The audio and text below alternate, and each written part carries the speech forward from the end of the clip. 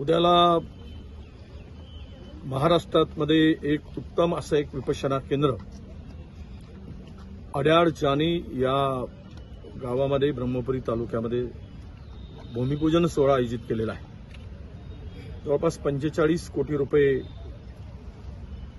यामध्ये खर्च होणार आहे आणि मी देशातील म्हणणार नाही पण महाराष्ट्रातील उत्तम असं हे केंद्र असेल।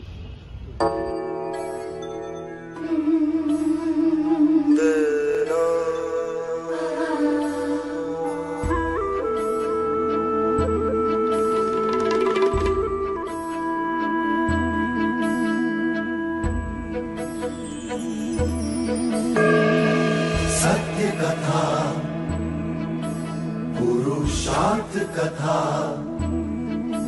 सुनो सुनो सिद्धार्थ कथा।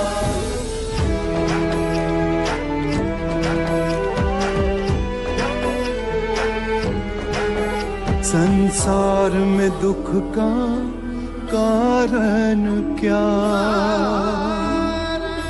संताप शोक का निवारण